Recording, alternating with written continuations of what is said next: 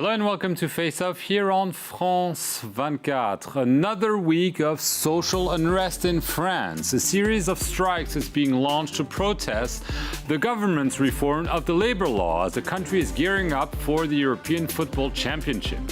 For now, the Face Off continues and tempers are flaring on the streets and on the airwaves, with the head of the Bosses Union claiming that the hardline CGT trade union was behaving, quote, a bit like terrorists. With me to discuss the social unrest and its political consequences, Philip Turl from Radio France Internationale and Stefan de Vries, who is the Paris correspondent of the Dutch TV station RTL 4. So clearly this is a decisive week for the French people who are going to struggle through a series of strikes, but also for the government in its face-off with the trade unions. A war of wills between the French Prime Minister and the head of France's largest labor union, the CGT. Both are vowing they won't back down.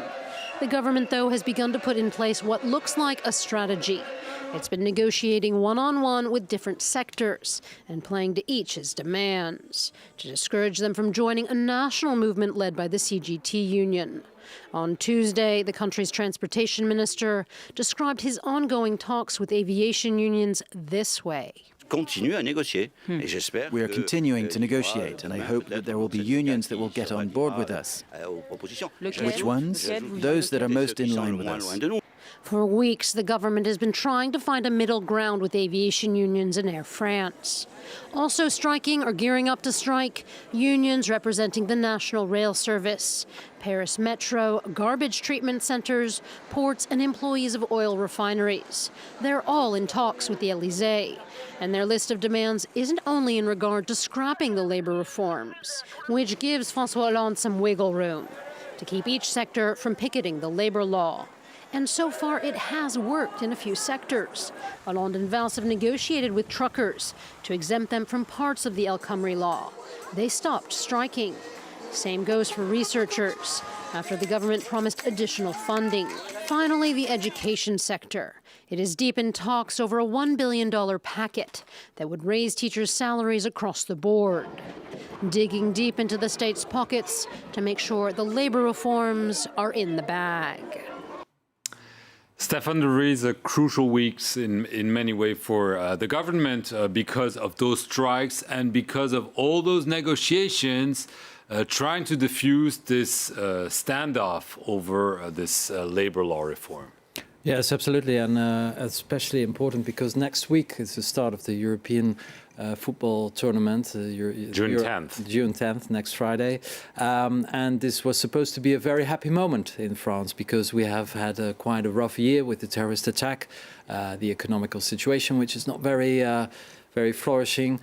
So the Euro 2016 was supposed to be a happy moment where everybody could, enjoy the matches. But actually, it's not going to happen because the unions are not playing ball. They are, there are also strikes in the transportation sector, so airplanes, railways, the metro in Paris. It once again gives a very bad image of France, of course, especially in the time when everybody's looking at France because of this football tournament.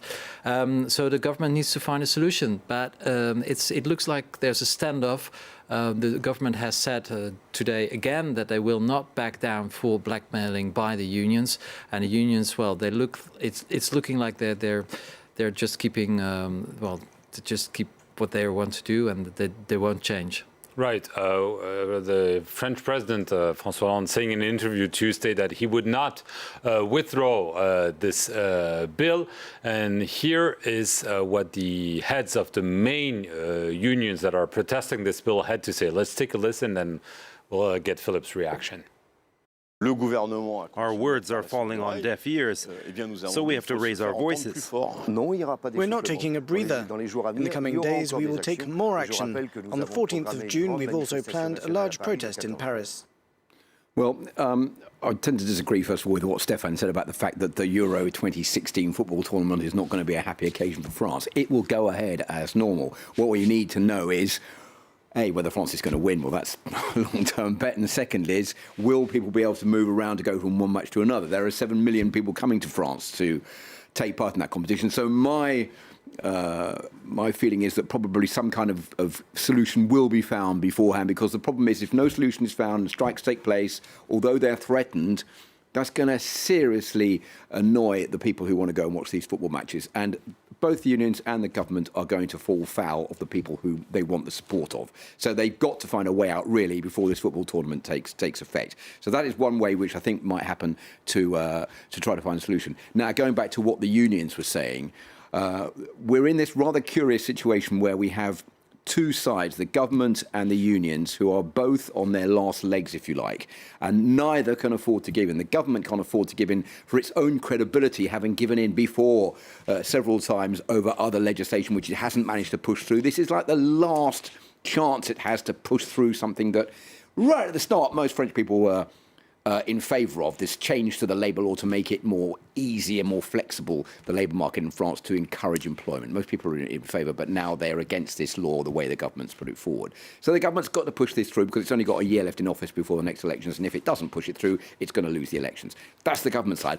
On the union side, the CGT union is also on its last legs because it's lost a lot of support. It risks being overtaken by support for another union, the CFDT. So it's become more hardline over the last few months, and it's using this hardline stance to have this crash course head-on collision with the government, saying, well, if the government doesn't do what we want, we're going to bring the country to a standstill. How long they can hold out remains to be seen. Right, because a solution has to be found. We are seeing negotiations for certain sectors. The government is probably trying to grant some favors here and there. But nevertheless, there is this opposition to this El Khomri bill, named after the Labour Minister Myriam El Khomri.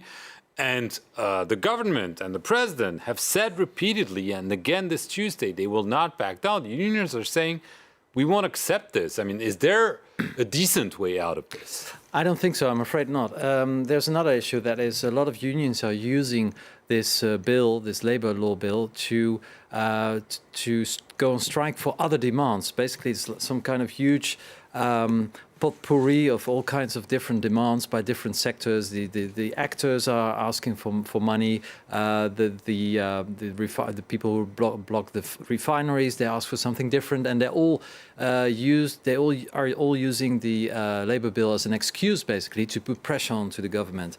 The whole problem, in my opinion, is that the government, President Hollande, when he was elected, he said, I will bring unemployment down. Now, this labor bill, whether it's good or not, it's one of the instruments to bring unemployment down. And it looks like nobody is ever talking about that again. And the unemployment, well, it went down this month, but it's still very, very high. It's above 10%, above European average.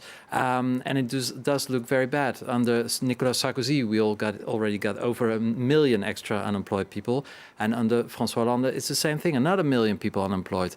So this is the whole issue. And the unions and everybody who's fighting against this law seem to forget the objective in the long term, and that's to bring unemployment down.